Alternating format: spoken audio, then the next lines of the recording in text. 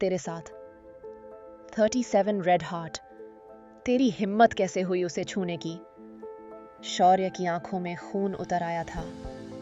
उसने आरव पर अपना हाथ उठाया ही था कि तभी आरव ने 2 कदम आगे बढ़कर शौर्य का वही हाथ अपने पंजों में झपट लिया।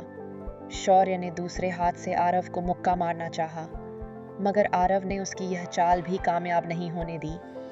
इस बार आरव ने उसे ही जोर से धक्का देकर जमीन पर गिरा दिया।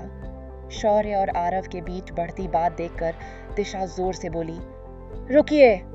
मगर उसकी आवाज जैसे किसी के कान में पड़ी ही नहीं। जहां शौर्य आंखों में पागलपन लिए आरव पर वार करने को बढ़ता, वहीं आरव उसी बिना भाव के चेहरे के साथ उसके हर वार को नाकाम करता। अब दिशा से और यहां रहा नहीं गया। वह इधर अंदर किसी को ढूंढने लगी, मगर उसे वहां कोई नहीं दिख। वहीं जमीन से उठकर शौर्य जोर से चीख पड़ा, तुझे मैं जान से मार दूंगा! तेरी हिम्मत भी कैसे हुई उसे छूने की? यह कहकर वह आरव की ओर दोबारा बढ़ा, मगर इस बार उसकी बात सुनकर आरव के कान खड़े हो गए। वह बिना भाव के उसके हाथों को फिर अपने चंगुल में लेकर बोला, ऐसा क्या रिश्ता है तुम्हारा उससे कि उसके किसी और के छूने से तुम्हें इतनी तड़प हो रही है? और शायद तुमने देखा नहीं, सही से मैं उसे जबरदस्ती नहीं पकड़े था, वह भी मेरे करीब थी। यह सुनते ही शौर्य की आंखों के सामने एक बार फिर वह मंजर घूम गया, जब दिशा और उसके सामने खड़ा वह आदमी एक दूसरे की निगाहों में खोए हुए थे। दिशा कोई हरकत नहीं कर रही थी। इसका क्या मतलब था? नहीं नहीं, यह सब झूठ है। जरूर इस आदमी ने उसके साथ जबरदस्ती की होगी।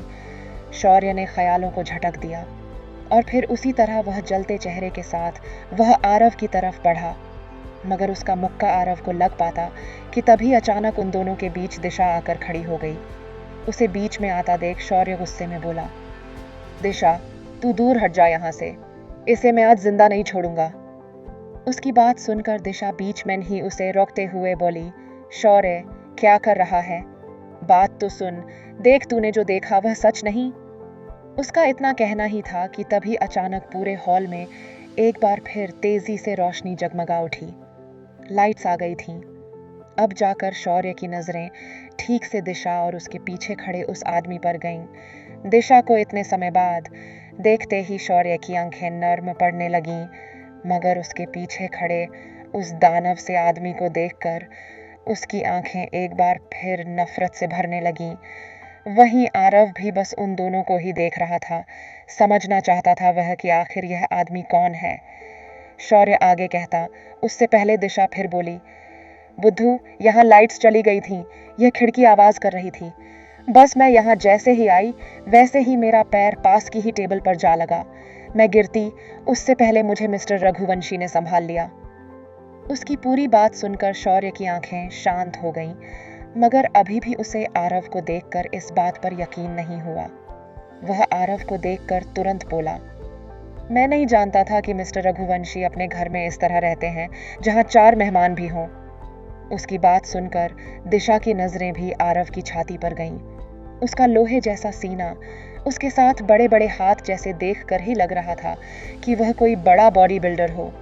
उसे देखते ही एक पल के लिए तो दिशा ने भी सकपकाकर नजरें झुका लीं। वहीं शौर्य की बात जैसे आरव को तीर सी लगी। एक 2 कौड़ी का आदमी उसके ही घर में उसके सामने ही उससे इस तरह बात कर रहा था। वह गुस्से में बोल उठा, पहली बात, ये मेरा घर है, मैं चाहे जैसे रहूं। तुम कौन होते हो मुझे ये सब बताने वाले?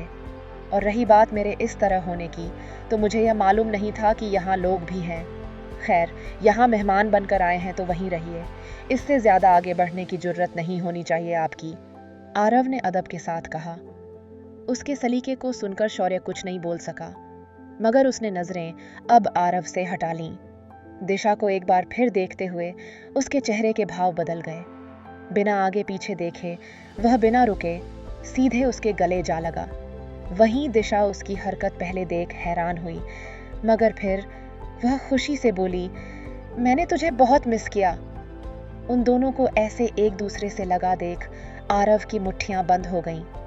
आंखें सिकोड़े वह खुद को शांत करता हुआ मन में बोला, मुझे इससे कोई फर्क नहीं पड़ना चाहिए। यह लड़की चाहे किसी की भी बाहों में हो। यह बोलकर वह बिना मुड़े वहां से तेजरी में अपने कमरे की तरफ निकल गया। वहीं उसके जाने की भनक तक दिशा और शौर्य को नहीं पड़ी। वह दोनों हंसते मुस्कुराते एक दूसरे से बातें करते हुए शौर्य बोला, बहुत मिस किया मैंने तुझे। चल अब ये छोड़, ये बता रिम और श्रेयांश बाकी सब कहाँ हैं? यह सुनकर दिशा ने उसे यह बता दिया कि वह दोनों बाहर गए हैं काम से। दिशा दोबारा बोली, अरे शौर्य, तू मिस्टर रघुवंशी से सही से मिला ही नहीं। तू जानता है वही हैं रघुवंशी इंडस्ट्री के मालिक। रुक, मैं तुझे उनसे मिलवाती हूँ। यह बोलकर वह पीछे पलटी, मगर वहां आरव दूर दूर तक कहीं नहीं था। उसे वहां ना पाकर दिशा की आंखें बड़ी हो गईं। वहीं शौर्य एक तंज में, चल बाकी सबसे बाद में मिलवाना। पहले चल तुझे माँ के दिए हुए तोहफे दे दूं, वरना फोन पर पूछ पूछ कर वह मेरा सर खा जाएंगी। उसकी बात सुनते ही दिशा हंस दी। वह दोनों हंसते हुए एक साथ दिशा के कमरे की तरफ बढ़ गए। वहीं दूसरी ओर आरव तेज कदमों से अपने कमरे में पहुंचा। वहां पहुंचकर उसने जोर से पास ही रखी टेबल पर अपना पैर दे मारा। वह गुस्से में अपने बालों को अपनी मुट्ठियों में भींच कर बोला, उस लड़के को मैं। यह कहते ही उसका एक जोरदार मुक्का सामने दीवार पर जाकर लगा। उसकी आंखों के सामने दिशा और शौर्य एक दूसरे को गले लगाए खड़े थे। आरव खुद को संभालता हुआ बोला, वह लड़की चाहे जो करे, मुझे इतना गुस्सा क्यों आ रहा है? उसने आंखों में जलन के साथ फिर कहा, वैसे भी ऐसे आदमियों के साथ चिपकने की तो आदत हो गई है उसे, बस शक्ल से भोली लगती है। ये सारी लड़कियां एक जैसी ही होती हैं, जिसके पास पैसा उसके पास मक्खी की तरह पहुंच जाती हैं। यह भी बस उन्हीं में से एक निकली। बिल्कुल नहीं, अब यह चाहे जिसके साथ हो, मगर अब इसे मैं अपने दिमाग और दिल पर राज नहीं करने दूंगा। उधर दिशा हंसते हुए शौर्य को कंधे पर मारकर बोली, तू भी ना, वैसे सच में आंटी ने अच्छी बैंड बजाई तेरी। उसकी बात सुनकर शौर्य का मुंह बन गया। वह अपने बैग में से सामान निकालता हुआ आगे कुछ कहता कि तभी उसका फोन बज उठा। उसकी नजरें तुरंत बिस्तर पर पड़े अपने फोन पर गईं, जिस पर माह लिखा हुआ था। यह पढ़ते ही शौर्य तुरंत बोला, लो आ गया माँ का फोन। यह सुनकर दिशा तुरंत बोल उठी, तू बात कर आंटी से, मैं अभी तेरे लिए पानी लेकर आती हूँ। यह सुनकर शौर्य ने थके हुए लहजे में सिर हिला दिया तो दिशा वहां से बाहर चली गई। वह जैसे ही अपने कमरे से निकली, वैसे ही उसकी नजरें अपने तरफ से ठीक दूसरी तरफ के कमरे से निकलते हुए आरव पर गए, जो काफी जल्दी में अपने स्टडी रूम की तरफ बढ़ रहा था। उसे देखते ही दिशा के कदम अपनी जगह पर ठहर गए। वह मन में बोली, मुझे जाकर मिस्टर रघुवंशी से पहले माफी मांग लेनी चाहिए। फालतू में मेरी वजह से उन्हें इतना कुछ सुनना पड़ा।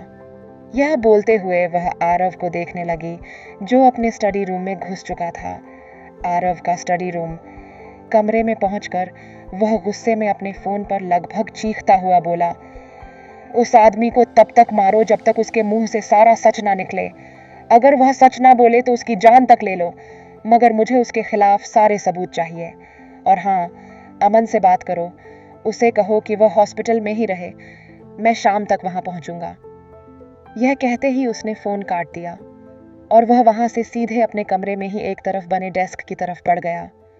वह कुछ ही कदम आगे चला था कि तभी उसके कानों में कमरे में ही किसी के अंदर आने की चहलकदमी पड़ी। आरव ने नजरें उठाकर सामने देखा तो वहां दिशा खड़ी थी, हल्की घबराई सी, डरी सहमी। अपनी लंबी उंगलियों को उलझाते हुए वह अंदर की तरफ झांकते हुए शायद किसी को ढूंढ रही थी। उस पर नजर पड़ते ही आरव की आंखें गुस्से में भरने लगीं। वह वहां से आगे बढ़ा। वहीं दिशा मन ही मन घबराई हुई बोली, मुझे पहले एक बार दरवाजा खटखटा देना चाहिए था, मगर शायद मिस्टर रघुवंशी किसी से बात कर। उसने इतना ही कहा था कि तभी उसके कानों में एक भारी भरकम आवाज पड़ी, आप यहाँ?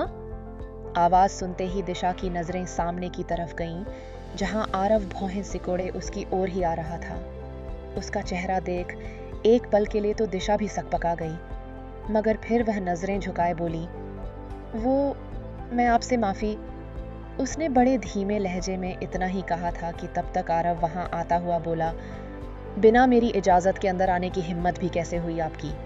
आपने क्या मुझे भी उन आदमियों की तरह समझ लिया है जो आपकी खूबसूरती के पीछे दीवाने हैं? वैसे मानना पड़ेगा, चाल अच्छी है मगर आदमी गलत। फंसाने की सोच रही हैं आप। आरव रघुवंशी कोई ऐसा वैसा शख्स नहीं जिसे कोई 20 आदमियों के साथ बिस्तर बदलने वाली औरत अपना बना ले। उसका इतना ही कहना था कि दिशा के हाथ में पकड़ा उसका फोन उसके हाथ से छूटकर जमीन पर गिर गया। वह आंखें हैरानी में फाड़े, उनमें आंसू लिए उसे देख रही थी। आरव की बात सुई सी उसके दिल को चीर गई।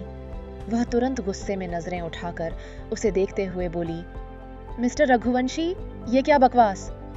वह अपनी बात पूरी कर पाती कि तभी आरव हंसता हुआ बोल उठा, अरे कोई बात नहीं, समझता हूं मैं। बहुत से लोग देखे हैं अपनी इस जिंदगी में पैसों के लिए गिरते हुए भी और उनके लिए खुद को बेचते हुए भी, मगर आप, मिस दिशा, वह आखिरी शब्द पर जोर देता हुआ बोला, आप थोड़ी अलग हैं। सीधे शेर की गुफा में बिना उसकी इजाजत के घुस आई हैं आप। इसकी कीमत भी जानती हैं। उसकी बात आगे और बढ़ती कि अब दिशा ने अपना मानो आपासा खो दिया। आरव के कहे शब्द उसके कानों में गूंज रहे थे। आरव दोबारा उसके और करीब बढ़ता हुआ बोला, वैसे आपका नया आशिक आपका इंतजार कर रहा है। यहां दाल नहीं गली शायद उसके सामने। चांटा। एक जोरदार थप्पड़ की आवाज उस कमरे में गूंज गई। थप्पड़ दिशा ने आरव को मारा था। वहीं आरव, उसका गाल एक तरफ झुक गया। आंखों में खून लिए वह दिशा की तरफ अपना सिर झुकाए हैरानी और पागलपन में देखने लगा। वहीं दिशा, उसकी आंखों में अब नहीं कोई डर था, नहीं कोई झिझक थी तो दुनिया जहां की नफरत। वह भी केवल आरव के लिए। एक हॉस्पिटल के बाहर हल्की सनसनाती हवाएं तेजी से एक ही ओर भाग रही थीं। उसी बीच उसी हॉस्पिटल के बाहर एक काले रंग की चमचमाती गाड़ी आकर रुकी। उसमें से रुद्र अपने कोट में से एक तस्वीर बाहर निकालता हुआ अपने एक आदमी के साथ बाहर निकला।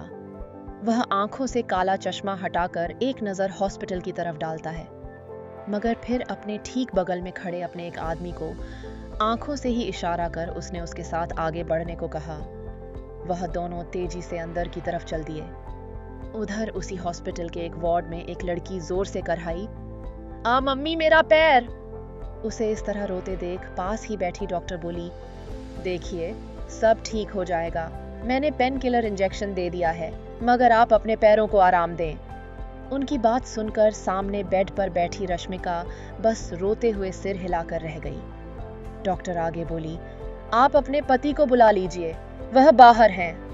उनके इतना कहते ही अचानक वार्ड का दरवाजा खुला।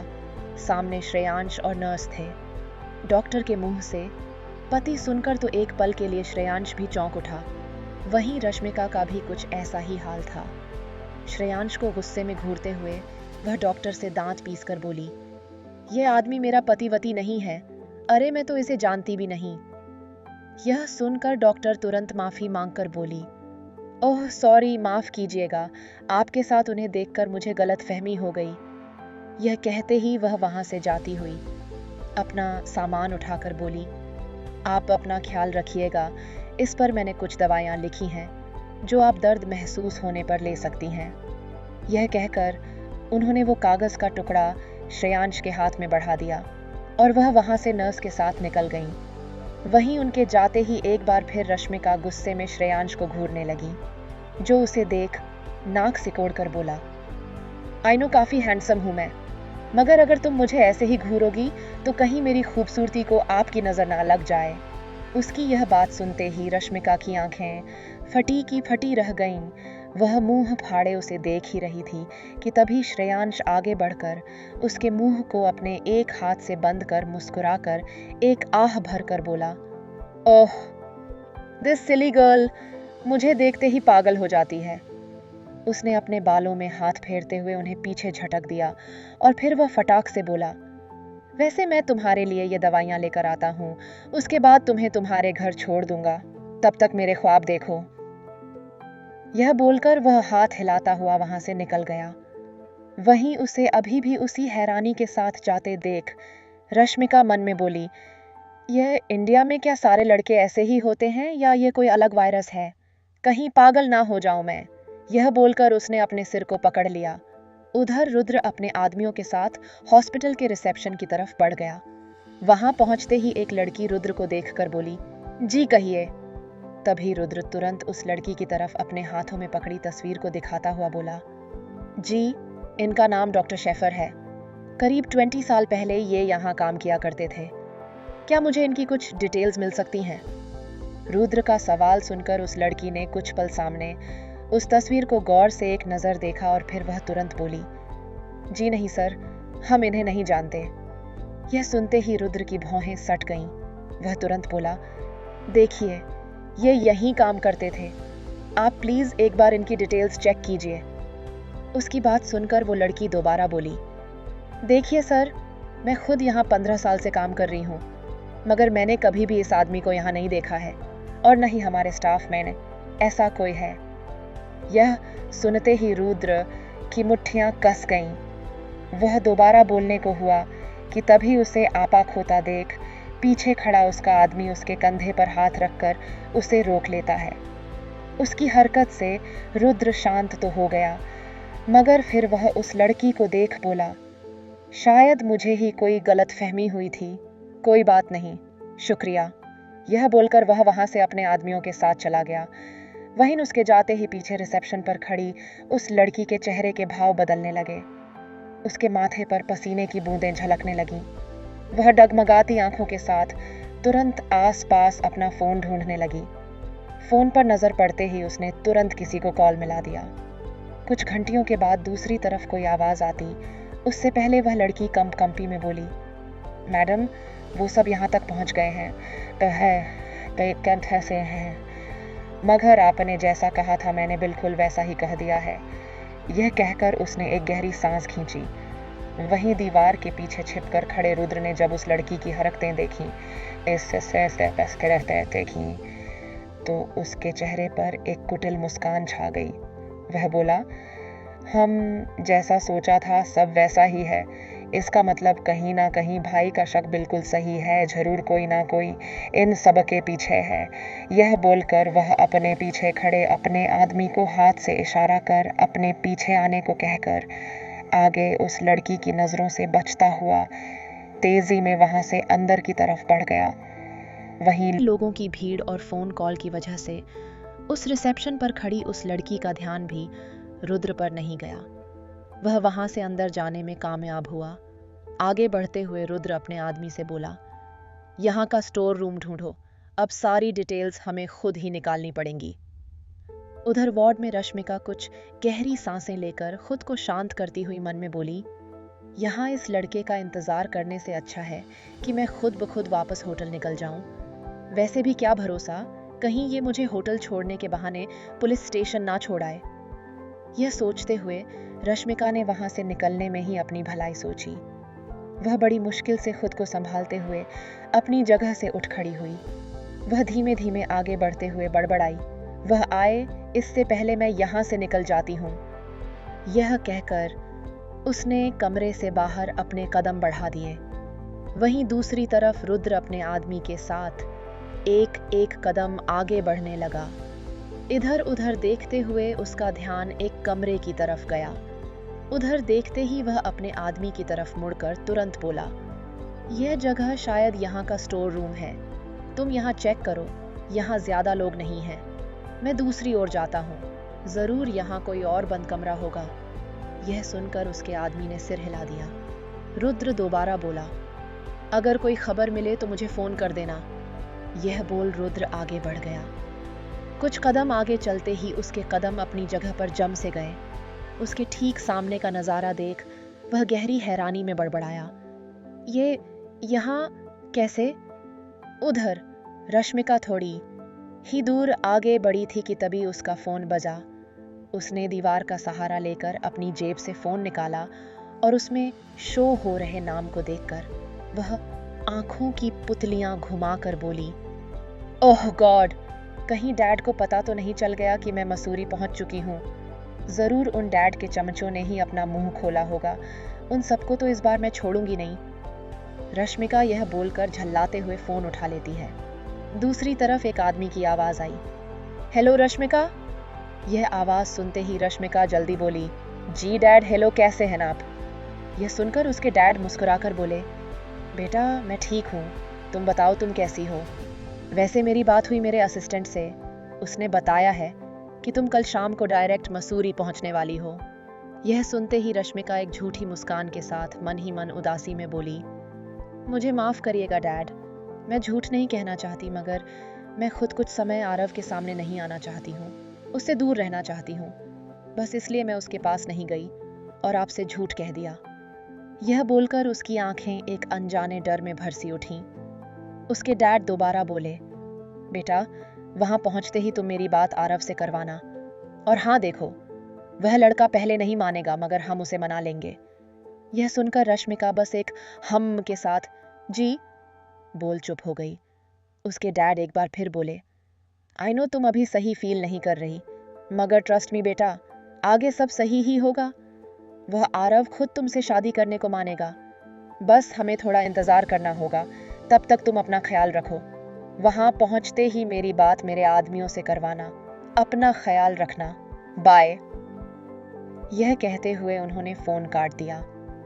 कुछ पल रश्मिका भी बस एकटक फोन को निहारती रह गई। वह मन में बड़बड़ाई, और मेरी मर्जी का क्या डैड? अगर आरव ने हाँ कह दिया तो क्या मुझे सच में उसका होना पड़ेगा बिना मेरी मर्जी के? यह कहते ही अचानक एक आंसू की बूंद उसके गालों को छूकर जमीन पर गिर गई। वह अभी अपने ही ख्यालों में थी कि तभी अचानक किसी ने पीछे से उसके कंधे पर अपना हाथ रखा। रश्मिका चौंक गई। वह झटके से पलटी तो पीछे श्रेयांश खड़ा था। शायद उसने भी उसकी आंखों के आंसू देख लिए थे, क्योंकि उसके चेहरे पर एक अजीब से भाव और आंखों में सवाल थे। रश्मिका को देखकर श्रेयांश मन ही मन बोला, लगता है बेचारी ये सब मजबूरी में कर रही थी। यह तूने ठीक नहीं किया श्रेयांश, वैसे भी पर्स में केवल 3,000 ही थे, बाकी पैसे तो मैं वैसे ही ऑनलाइन रखता हूँ। देखकर बेचारी कितनी झटकी हुई है। मेरा मतलब ऐसी है कि मानो महीनों से कुछ नहीं खाया हो।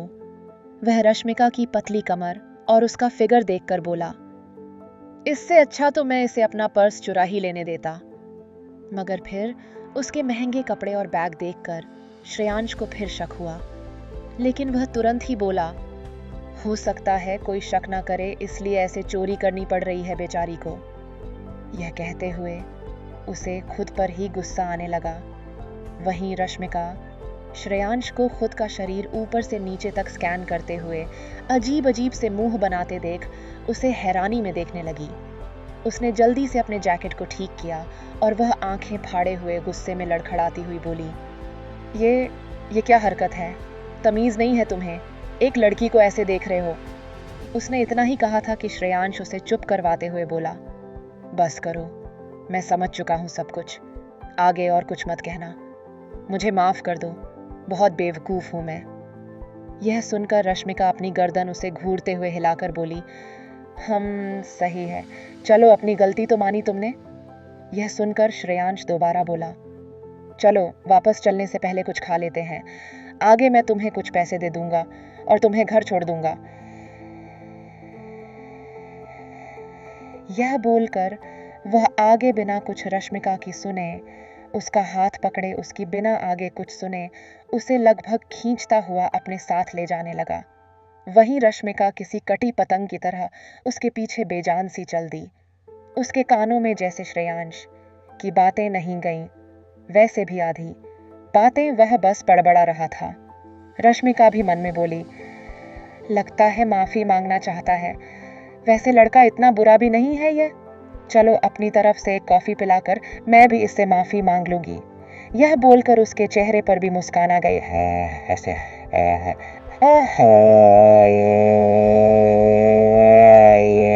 उधर रुद्र तेजी में वहां से लगभग भागता हुआ एक कमरे की तरफ बढ़ा।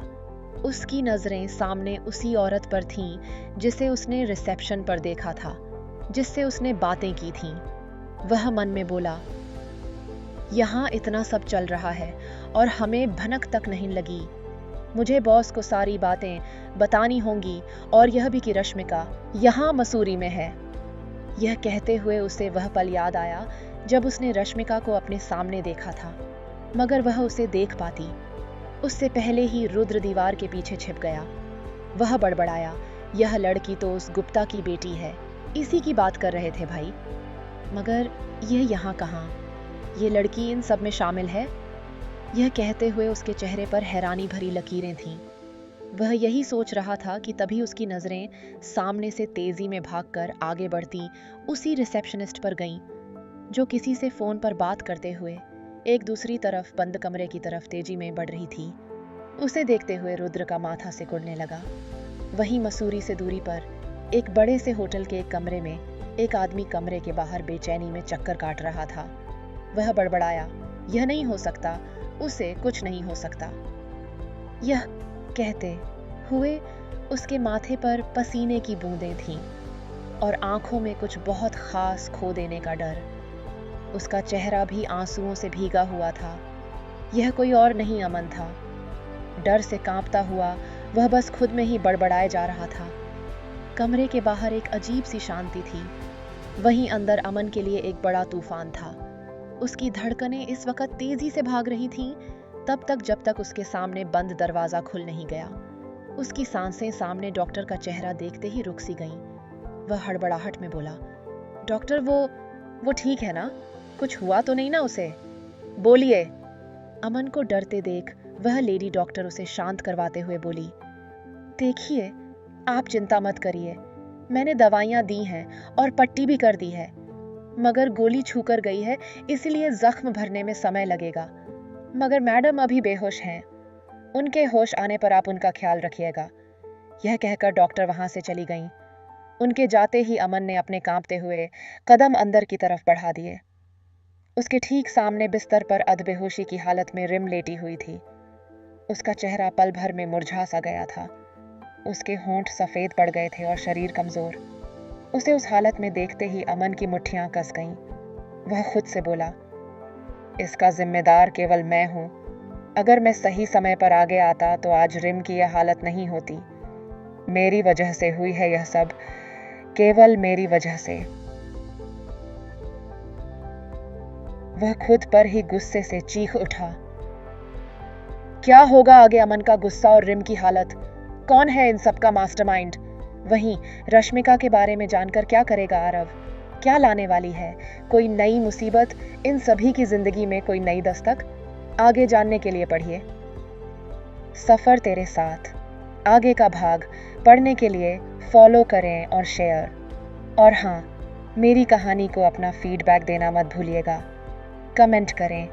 रेड हार्ट चेरी ब्लॉसम, लेखिका शिवांगी। और अगर आपको मेरी लिखी कहानियाँ पसंद आएं तो प्लीज़ मेरी और कहानियाँ भी पढ़ें। पढ़ने के लिए शुक्रिया रेड हार्ट।